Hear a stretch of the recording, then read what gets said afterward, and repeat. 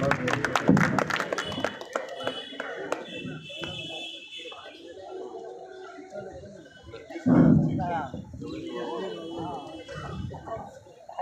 Guardian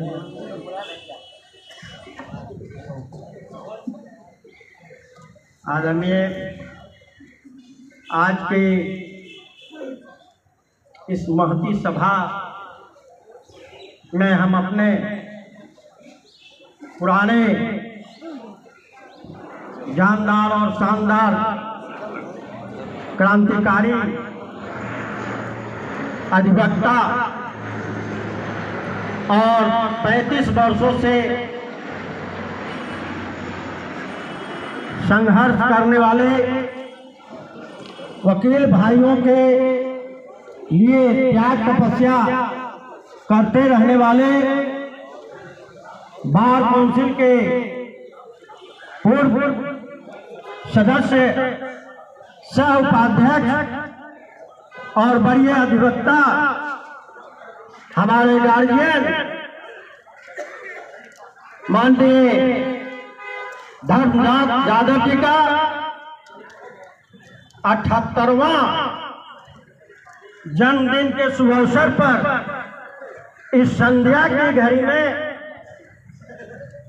Bihar bar council के समक्ष पटना उच्च न्यायालय के प्रांगण में यह शताब्दी भवन में मना रहे और तमाम अधिवक्ता बंधु यहाँ हमारे सामने और मंच पर उपस्थित हैं,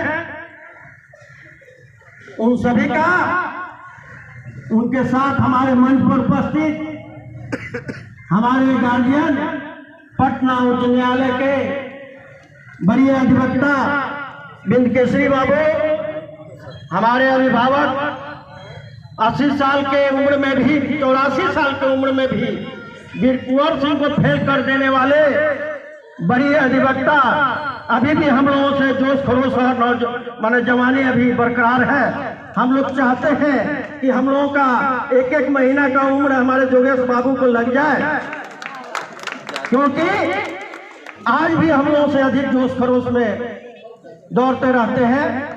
हमारे बीच भाई अरुण जी, प्रेम बाबू और पंकज बाबू और पतंजलि के डायरेक्टर साहब और हमारे बीच हमारे अभिभावक धर्मनाथ बाबू के गार्जियन और गुरु जी को इस संध्या की घड़ी में सबको इस माने जन्म शताब्दी में इनके जन्मदिन के अवसर पर सबको बधाई देता हूँ, अभिनंदन करता हूँ।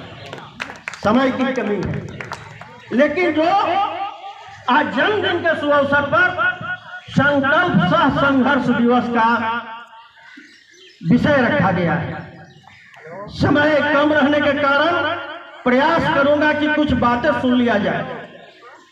जो देश की आजादी के लिए आगे अधिवक्ताओं ने चला, हजारों अधिवक्ताओं ने नेतृत्व किया और देश को आजाद कराने का काम किया, कुर्बानी और शहादत देने का काम किया, खून बहाने का काम किया, वैसे अधिवक्ता बंधुओं के माँ और माँ बहनें निपुत्ति हुई, हमारे बच्चे लोग,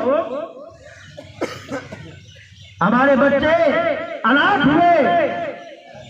देश को दशा और दिशा देने में अधिवक्ता बंधुओं का अहम भूमिका थी, लेकिन आज कुछ हमारे बंधु लोग कह कर गए कि आज हम लोगों के मुंह पर ताला लगा दिया गया है, हम कुछ बोल नहीं सकते हैं, देश की जनता को सेवा देते हैं, अमन चैन के लिए हम रात दिन लड़ते रहते हैं, लेकिन आज जिस संस्था में हम आए हुए हैं, यह बार काउंसिल आपका मदरबोर्ड है, यह किसके लिए व्यवस्था किया गया था, यह किस उद्देश्य से इसका व्यवस्था किया गया था कि हमारे अधिवक्ता बंधुओं को कोई कष्ट नहीं हो।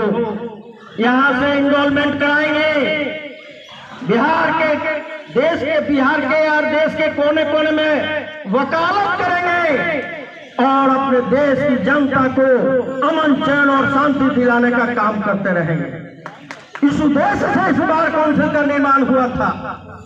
लेकिन जिस उद्देश्य से देश को 78 मैंने पहले जो आजादी मिला, आज उसी 78 साल के जन्मदिन पर मैं कहना चाहता हूं, धन्यवाद देता हूं कि आपने आज इस उम्र में भी जो अपने उम्र के जब चढ़ते हुए जमाने में वकालत में जो आपने क्रांति किया था और वकीलों के लिए शहादत मैंने लोगों से कुर्बानी दिलाने का काम किया और लड़ने का काम किया, जेल के शिकंजा में जाने का काम किया, लेकिन आज आपके 78 वर्ष के बाद आप भी उसमें थे, लेकिन उसके पहले स्थिति नहीं थी। लेकिन आज कैसे लोगों के चंगुल में है, हमारा बार काउंसिल फंस गया है कि सिर्फ रोना रो रहे हैं कि हर साल आप जाली साबित होते हैं, अब फॉर्म जमा कर देते हैं तो जायज जेन्युइन के वकील कहलाते हैं, और एक साल के बाद पुनः आप जाली हो जाते हैं। यह देश की आजादी दिलाने में और देश के लिए कुर्बानी देने में जो वकीलों ने कुर्बानी दिया और जो शहादत दिया, इसी दिन को देखने के लिए कि देश का लोग और जो बैठे हुए हैं लोग, ये लोग ईमानदार हैं, ये लोग जेन्युइन हैं। और जब 14 में अमेंडमेंट हुआ था, 14 में एक्ट लाया गया था वेरिफिकेशन का, हमारे धन्यवाद के पात्र हैं 10-15 भाइयों ने रामचंद्र स्कूल में आवाज देकर कह रहा है, जोगेश बाबू उस समय हमारे बड़ी अधिवक्ता पटना हाई कोर्ट के एडवोकेट एसोसिएशन के अध्यक्ष थे। हम लोगों ने कुर्बानी देने के लिए भी तैयार था, और वहां जो वेरिफिकेशन का बक्सा में वेरिफिकेशन का फॉर्म जमा किया गया था, उसमें हम लोगों ने पानी पटाने का काम किया था। और वही जब था इस बार काउंसिल में आकर 5 बोरा उतार कर वेरिफिकेशन का फॉर्म जलाया गया था। हमने कहा कि यह कानून लागू नहीं होगा अधिवक्ताओं के पक्ष खिलाफ, लेकिन जब हम लोगों ने जला दिया तो इसी में कुछ कट्टरपंथी लोग ऐसे बैठे हुए हैं जिन लोगों के चंगुल में बार काउंसिल फंसा हुआ है हमारे खिलाफ, और 10 भाइयों के खिलाफ नेम्ड एफआईआर होने जा रहा था। लेकिन हमारे गार्जियन जोगेश बाबू बैठे हुए हैं, उस बैठक में थे, और कुछ लोगों ने इन लोगों का सलाह हुआ कि इनको एफआईआर करने जा रहे हो, यदि एफआईआर कर दोगे तो बार काउंसिल बिहार का न्यायपालिका हट जाएगा, और बार काउंसिल हट जाएगा, तो अननेम्ड एफआईआर किया गया था। उसके बाद हम लोगों ने मीटिंग किया, क्या शर्म की बात नहीं है हमारे अधिवक्ताओं भाइयों के लिए, या अधिवक्ता भाइयों के सामने शर्म की बात है कि हम लोग 15 दिन प्रचार करके 15-20 आदमी, रामजीवन बाबू है, बहुत सारे भाई लोग हैं, उदय भाई है, हम लोगों ने प्रचार किया था इस वेरिफिकेशन के खिलाफ, आंदोलन किया। लेकिन शर्म की बात है कि मात्र 1 से 150 अधिवक्ता बंद हुआ है, जबकि पटना उच्च न्यायालय में 10,000 के लगभग स्ट्रेंथ हमारे अधिवक्ताओं का। बगल में हमारा दानापुर सिविल कोर्ट है, पटना सदर कोर्ट है सिविल न्यायालय, लेकिन 150। और आज स्थिति आई है, जब विरोध किया तो 14 में अननेम्ड एफआईआर हुआ, और 14 में 500 रुपया रखा गया था। आपसे बात फोकट में बिना पैसा का फॉर्म भरने के लिए कह रहे हैं ना, भर रहे हैं, उसमें 500 रुपया तय किया गया था, और 500 पर जब हंगामा हुआ तो 500 कम करके 100 किया, और 2015 में एक नया संशोधन बिल एक्ट लाया, और जिसके तहत आज हो रहा है उस 100 रुपया का भी हम लोगों ने विरोध किया था, जिसके चलते आज मुफ्त में आपको फॉर्म भरना पड़ रहा है। और वो 100 रुपया खा गया लोगों ने, और आज यह 100 रुपया क्या, आज ये फॉर्म जो जमा हो रहा है, एक भी फॉर्म का जांच नहीं होगा। 2014 से लेकर के आज तक वेरिफिकेशन हर साल हो रहा है, हम भर कर दे रहे हैं, उस कागज को जांच नहीं करेगा, लोग बेच करके खा जाएगा, लोग उसका पैसा तक खा जाता है। ऐसे लुटेरा लोग, उसमें यह किया गया था कि वकील भाई अपना चरित्र सुधार ले। मैं पूछना चाहता हूँ कि इस बार काउंसिल जिस कोकस में फंसा हुआ है, जो वकीलों का मैं दर्द नहीं समझता है, वो लोग अपना कहा कि वकील चरित्र सुधार ले। अरे वकीलों का चरित्र साफ सुथरा है, कोरा कागज है, कोरे कागज पर क्लाइंट का काम करता है, कभी आज तक दगाबाजी नहीं किया। तुम लोगों ने अपना चरित्र सुधार लोगे, आप लोग चरित्र सुधार लोगे तो देश सुधर जाएगा, बार काउंसिल सुधर जाएगा, न्यायपालिका सुधर जाएगा। हमारा चरित्र क्या देखने चले हो?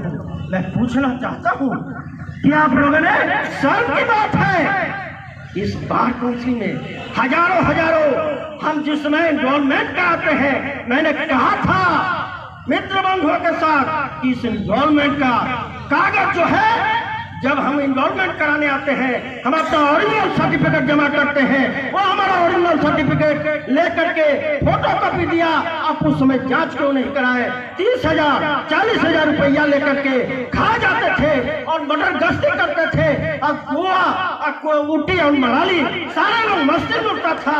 अब उसमें हमारे 2-3 गार्जियन बैठे हुए हैं, कितने उम्मीदवार थे, लेकिन जरूर लोग छाटे रहे और हमारे गार्जियन और धनराज ज्यादा तो थे, लेकिन आप पता नहीं उस दिन भी जमाने उठाते कि लोग लूट करके खा रहा। हम नौजवान अधिवक्ता तैयार थे और इस बार काउंसिल को सुधार देते। अंग्रेजों की तरह 7 समुद्र दूर भगाने का काम करते हैं। इसे चौकस वाले लोग जो बैठे हुए हैं, शर्म नहीं लगती है? कोरोना क्या था? कोरोना में हमारे वकील भाई हमको आग से हमने देखा, खाने पर आफत हो गई। 1 महीना 2 महीना जितना पैसा था धीरे धीरे खत्म हो गया। कहीं कुछ नहीं, हमारे वकील भाई लोग साइकिल पर चाय लेकर बेचने लगे, पेपर बेचने लगे। एक भाई को हमने सियाना चौक पर देखा, ट्रक से सीमेंट उठा रहा था मुंह बांध करके। ऐसी स्थिति आ गई थी। क्या बार काउंसिल, इसमें तो हम बधाई देते हैं जोगेश बाबू को। एडवोकेट एसोसिएशन ने इन्होंने 3-3 हजार रुपया दिलाने का काम किया और ईमानदारी से दिलाया, जो आज तक वकीलों को माफ कर दिया और इन्होंने लिया नहीं। लेकिन bar council of state, bar council of India कहाँ बैठा था? 5 लाख 10 लाख 20 लाख करने वाला, जो हम वकील अपने मुंशी को मेहनताना 2,000 रुपया देते हैं, 2,000 ऐलान कर दिया। हमने हमारे मुंशी का लगता है कि 1 महीना का खर्चा नहीं है और वो हमको 2,000 दे, उसमें भी लूटपाट कर लिया सर। जिसको बांटने का दायित्व दिया शायद हमारे पंकज भाई हैं, पंकज भाई बार काउंसिल के उसमें मेंबर थे। इन्होंने आवाज दिया कि जिसको बांटने का दायित्व दिया वो 2,000 में कमीशन खाए। इन्होंने आवाज उठा था, सोशल मीडिया पर हमने देखा था, हमने बधाई दिया। ये शर्म नहीं है? हम लोगों ने, उदय भाई है, हम लोगों ने हजारों वकीलों का सिग्नेचर करके सुप्रीम कोर्ट में केस फाइल किया और बहुत साहब चीफ जस्टिस ऑफ इंडिया थे। उन्होंने कहा कि वकीलों के मान और सम्मान के लिए इन लोगों ने केस किया है कि हम लोगों को आपसे कोई भीख नहीं चाहिए, जीने के लिए पैसा नहीं चाहिए, केवल हमारे लिए इतना कर दे, बैंक से परमिशन दिला दे कि 2 लाख 3 लाख जो भी पैसा लोगों को लोन वकील अपना कार्ड दिखाएगा, अपना प्रूफ दिखाएगा, उसको लोन पे 2 लाख रुपया दे दे विदाउट मुआवजा का इंटरेस्ट का।